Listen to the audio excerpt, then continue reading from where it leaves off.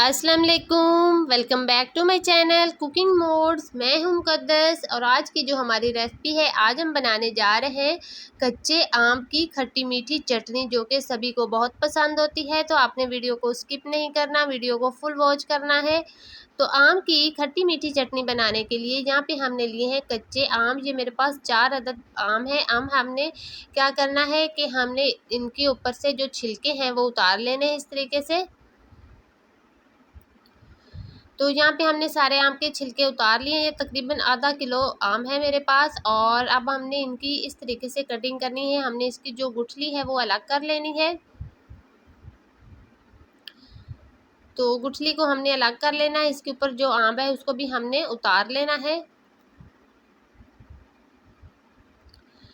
अब हमने कुछ इस तरीके से इसकी कटिंग करनी है। यहाँ पे आप देख सकते हैं लंबे साइज़ में जूलियन हम इसकी कटिंग कर लेंगे। अगर आप मेरे चैनल पे नए हैं तो चैनल को सब्सक्राइब कर दें, बेल आइकन को प्रेस कर दें, ताकि मेरी आने वाली हर वीडियो का नोटिफिकेशन सबसे पहले आप तक पहुंचे। तो यहाँ पे हमने जूलियन में सारे जो आम हैं उनकी कटिंग कर ली है। अब हम यहाँ पे लेंगे एक कढ़ाई, उसके अंदर हम 2 टेबलस्पून ऑयल डालेंगे। जब ऑयल गर्म हो जाएगा तो हम इसके अंदर हाफ़ टी स्पून डालेंगे कलौंजी। और हमने तकरीबन 1 मिनट के लिए इसको फ्राई करना है। ज़्यादा हमने कलौंजी नहीं डालनी, थोड़ी सी हमने डालनी है फ्लेवर के लिए, हाफ़ टी स्पून। अब हमने जो आम की कटिंग की थी कच्चे आम की, वो इसके अंदर डालेंगे और 2 से 3 मिनट के लिए हमने इसको करना है फ्राई, ताकि जो आम है हमारे वो सॉफ्ट हो जाएं अच्छे तरीके से। तो यहाँ पे हमने तकरीबन 2 से 3 मिनट के लिए इसको घी में करना है फ्राई, ताकि इसके ये जो आम है ये अच्छे तरीके से सॉफ्ट हो जाए। अब हमने क्या करना है कि हमने इसके अंदर डालना है 1 कप पानी। 1 कप पानी चला गया। अब हम जिस कप से हमने पानी डाला है उसी कप से हमने इसमें 1 कप डालनी है चीनी। तो ये तकरीबन आधा किलो मेरे पास थे कच्चे आम और केरी, और तकरीबन 1 कप मैंने इसके अंदर चीनी का डाला है। अब हम इसके अंदर कुछ मसाले डालेंगे। तो नमक डालेंगे हाफ़ टी स्पून। यहाँ पे आप काले नमक का भी इस्तेमाल कर सकते हैं, मैं यहाँ पे सिंपल डाल रही हूँ। और हाफ़ टी स्पून हम इसके अंदर डालेंगे चिली फ्लेक्स, यानी कि कुटी हुई लाल मिर्च।